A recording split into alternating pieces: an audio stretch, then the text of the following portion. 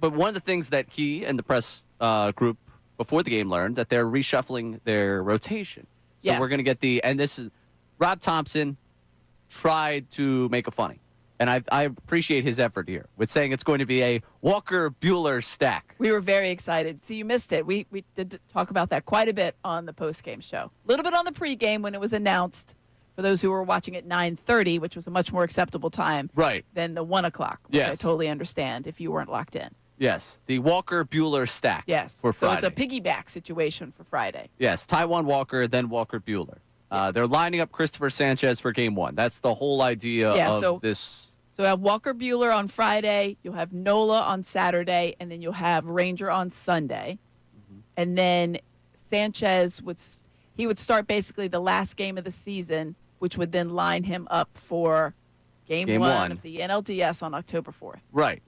Basically, the perfect amount of rest all lined up for you. So understand it from that perspective. Right thing to do. Yes. And it's fun to have Walker-Buehler. Correct. Could I say that maybe I would have preferred a Buehler-Walker stack? It doesn't sound as good because it's not the guy's name. But if we're going to stack the Walkers. Well, I feel like it's probably because if you're going to have Taijuan Walker pitch in that one, early is better.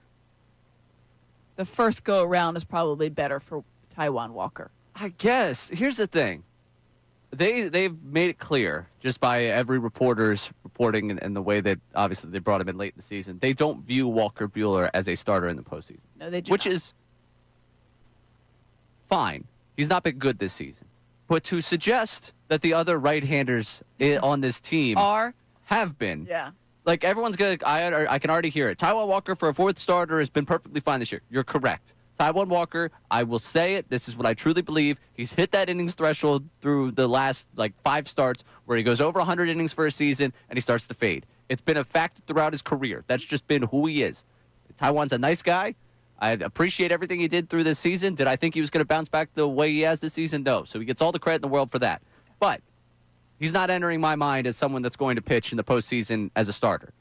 Maybe mop-up duty here or there. Yeah. Maybe a starter gets bounced early and he has to come in and pitch a couple innings for you. That's fine. He's got a 7.20 ERA in his last 5 starts. He's hit that part of the season. He's hit that second part of the season. Again, go look through his career. This has been something that's happened to him continuously. When he signed here, I was on the air that night. I believe it was our old buddy Tyler was hosting that night, and I was on the air, and I just remember us going back and forth about the signing, and it was like, yeah, for the first, half of the season, up until the All-Star break, he'll be potentially an All-Star for you. That's what he's shown you. Second half of the season, he tends to fade. So I'm not really looking at him as a starter. Aaron Nola. I'm as big an Aaron Nola guy as there is. Just penciling him in as the fourth starter terrifies me. If he starts as one of those 3 guys, I want to be I'm going to lose it. I'm going to lose it, Amy. I'm going to lose it in the DS. It's going to happen. The 3 that pitched in L.A. this week should be the 3 to start a postseason series. 3 lefties. That's the way it should be. I can't do the Nola starting in a 3-game series. I could do it game 4 in NLCS. If we see it in the NLDS, Amy, I'm going to lose it. Okay, and if we're not on the air together, I'm going to call you on the phone, and I'm just going to scream into the phone. I'm losing it. I don't know that it's going to happen because on paper you shouldn't need it. The idea that you have to have you have to have a righty thrown in there, I think is too. You're too set in your old ways, right? If you force that issue, they're different lefties. They are. They all 3 of them pitch differently. Yeah. They're all 3 very distinct pitchers. But I think that you need to keep in the back of your mind that it might happen. So you can lose it. It shouldn't. But yeah. So on paper, then it would be the 3 lefties, and then game 4 would be Aaron Nola. Right. I don't think that that's okay. But there's an idea that people would want to go left, right. Kind of wish that that we didn't abandon this Buehler thing so quickly. Not that I think his 5 innings that I watched on Friday night where there's 5 innings tremendous in the major leagues, and then atrocious with the Red Sox released in August. He made 1 very, very short outing at Lehigh Valley. Mm-hmm. Very short. Yes, 3 innings. First pitch. First batter. Goodbye. I get it. I understand. Not a whole lot there. I feel like this is like how my golf game is. Like people are like, do you like the range? No, because I'm going to waste all my my good shots on the golf range. Because when I go to the range, it looks great. I'm hitting everything great. I go on the course. I'm like, no. So Walker Buehler probably has very limited. I'm not using it. Walker Buehler and Aaron Nola, regardless of who it would be in that fourth game, neither one of them goes beyond 5 innings for me. Well, yes. Very quick hooks. Yes. But my point in saying this is, I would have liked to see Buehler get a little bit longer of a cameo. Okay. Just, again, not because I think he's been tremendous, but as bad as he was to get released, you know who's actually statistically been worse this year? Aaron Nola. Yeah. This is an anomaly on Aaron Nola's career. It really is. But it is happening. It's happening. Yeah, you're looking at one good start as opposed to one not so good start. Right. It's one in a sea of really bad. Well, the last game, your theory would prove well. If they take him out after 5 innings, it would have been a different Shohei world for him. Ohtani left after 5 innings. Right. Worked out fine for him. And if Jesus Luzardo messed after 7 last night. One extra. Just put to face. He's still throwing 98 in the eighth. Matt Gelb actually asked a good question about Matt Strom the entire time did not face Shohei Ohtani and if that was like designed. Ooh. And he said it wasn't. It was just the way it put. Last night would have been a thought.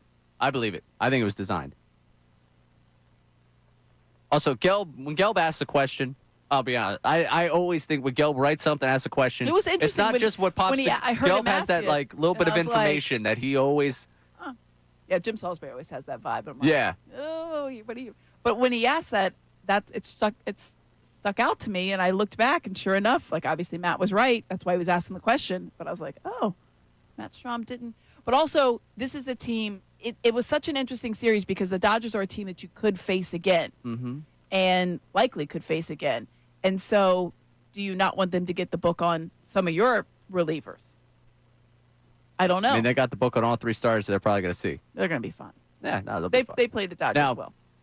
Speaking of playing the Dodgers well, should we be rooting for a different team to play the Dodgers in the first round of the postseason? Then, well, there's an opponent coming this weekend.